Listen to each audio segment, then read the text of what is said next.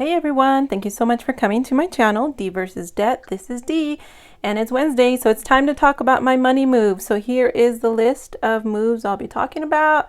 The first one isn't a money move, but I just wanted to give a sincere thank you as well as an update on the surgery that my mom had. So for her mastectomy on Monday, first of all, just thank you so much for all the messages I received.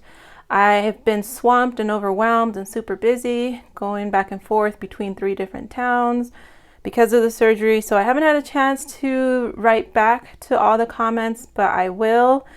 And it just meant so much because honestly, we were all scared out of our minds whether or not mom was even going to make it out of surgery. So now I'm very happy to report she made it out. She is feeling okay now.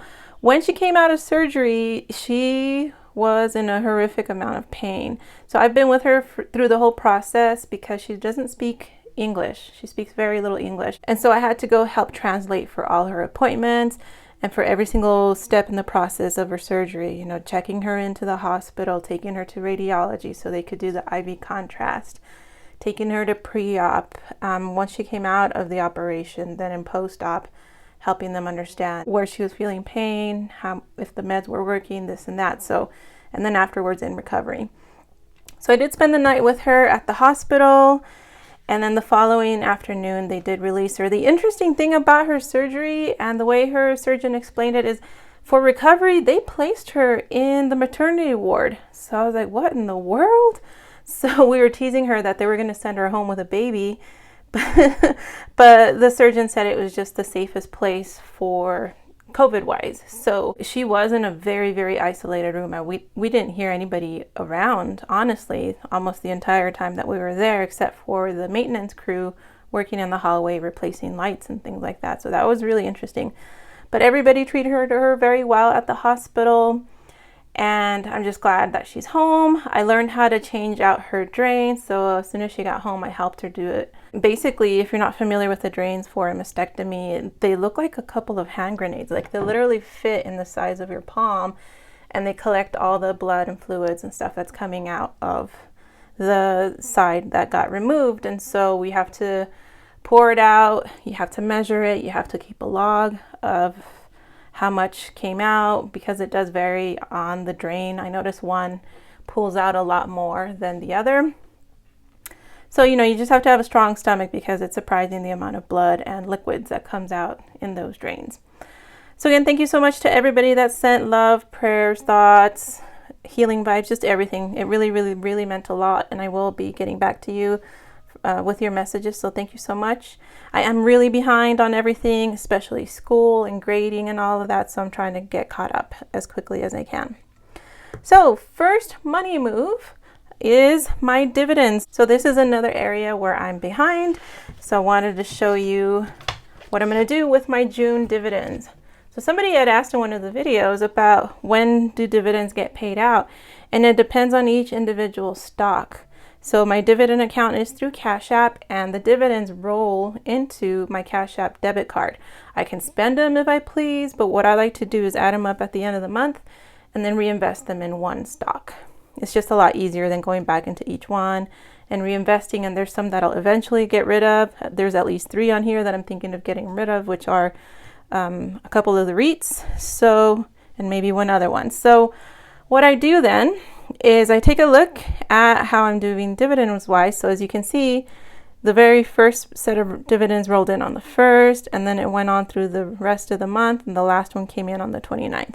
So again, each one pays on a different date. So my big payers this time were Realty Income. It is a real estate investment trust, and so I own a bunch of shares in them because they pay monthly and they have a good record, so I like them a lot. I'm definitely keeping this. So they paid $3.72. Another one that paid me well was Valero Energy. This stock has gone up a lot in value since I invested it, so I regret not buying more shares. The price has really gone up.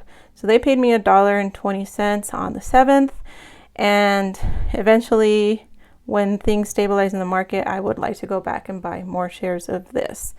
So there are some that paid very, very little. So for example, McDonald's, I own very little in.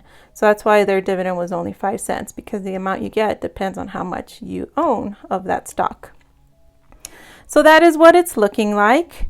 The REITs that I'm thinking of getting rid of were these ones, the AG&C. This was one that I had purchased a while back because I liked the fact that it paid every month. I was thirsty for that monthly dividend payout because I found it at the time to be a lot more motivating. However, the company itself isn't that great in my opinion, so I would like to invest that money somewhere else. So I'm trying to figure out when's a good time to sell it and then use that money to buy new stock. Another one also is Armor. They're another one that paid monthly. That's why I chose them. But they're another one that just keeps tanking in terms of value and all that stuff. So that one has me very nervous. And I think I'd rather reinvest that money in, for example, Realty Income, which is a good one to trust. So all together, all this added up to $7.21. So what I'm going to do is round it up to $8. So I'm going to go ahead and open. So for my next money move, I'm going to open up CashApp and you're going to watch me invest those $8 and I'll be letting you know why. Before we get into the investing part of the video, I wanted to give my usual disclaimer, reminding you that I am not a financial advisor. I am not dispensing financial advice. You're just watching me for entertainment purposes, not for educational purposes. I know very little about investing. I'm learning by doing. And so you're just here to watch me as I try to figure things out. Here we go. So here we are in CashApp. I have decided to invest those $8 into McDonald's since I owe very little of them. As you can see, I have $10 so far invested in them. That's 0.3 or 0.03 of a share. So I got to beef up my holdings. So a full share is $254.51. It pays a dividend of 2.19%. So I really would like to own more of this because I feel, in my opinion, that McDonald's is a safe company that will be around for 30 years or more. So there's my $8. Go ahead and enter it into the Cash App system, hit buy, and now I am the proud owner of $8 more worth of McDonald's. All right, for my next money move, this is one that I'm mulling over and I'm thinking about going through with it. Not quite sure yet. However, I think it would be a good thing to do. So right now, obviously, grocery prices and gasoline prices are just ridiculous all over the place. And so that's been eating up a huge chunk of change for me. In order to save money, I think what I'm going to do is go buy groceries and fill up my tank in Mexico. So literally from my front porch, you can see Mexico. Like if I had a really good arm, I could throw a rock and it would land in Mexico. That's a bit of an exaggeration, but still, literally I can see Mexico from my house. So I think it would be a good idea. So for example, gasoline, right now in Mexico, they sell it by the liter. So instead of by the gallon here, but literally a gallon of gasoline would cost me like $2-3. Super duper cheap right now. So the advice that I heard from a local mechanic who also happens to own a gas station in Mexico is that if you're nervous about using 100% gasoline, Mexican gasoline in the car, to make sure there's at least a quarter tank of American gas in there for, the additives and stuff that US companies put into their gasoline. So he said he runs his cars completely on Mexican gasoline and has no problems. I do know other people in the area that do the same thing and their cars haven't given them problems. So I'm like, thinking whether or not I should do it. Groceries. I have, even pre-pandemic, I have gone across the line and looked at the prices and got some great deals. However, the problem for me and the reason I'm so lazy to do all my grocery shopping over there is because it's very complicated about what you can cross back over or not. So sometimes at the port of entry, when you have, like, let's say avocados, well, the avocado pit is what their beef is with. So they'll throw out your avocados. And there's just so many technicalities too with the groceries, like produce from certain parts are okay, but not from other parts. So even if, like, for example, I want to cross over a papaya, well, it depends where that papaya was grown, whether or not they'll chuck it in the trash at the port of entry or if they'll let me go across with it.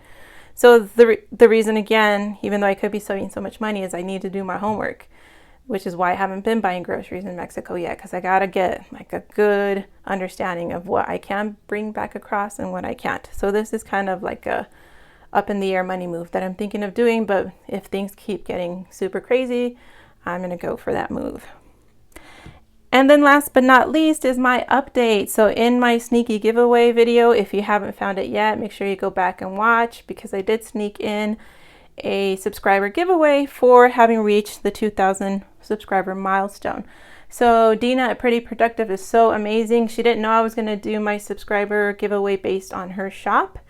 And so what she did is, after I posted the announcement and then she saw the video and she was like, oh my goodness, she went ahead and matched my donation. So I had originally advertised this as a $20 shop credit to Pretty Productive on Etsy, and she's matching that. So the winner is actually going to get $40 worth of goodies that they get to choose from her shop, and then I'll buy them and ship them out to them. So if you haven't entered that giveaway, make sure you go back and find where it is and follow the rules to be entered. So that is it. Those are my money moves for this week. Thank you so much for watching. Thank you for all the sweet words and love and prayers for my mom. If you made it this far into the video, please leave me either a hamburger or a French fry emoji to go with the stock that I poured my dividends back into. Thank you so much for watching, and I'll see you on Friday for Freebie Friday. Have a great day.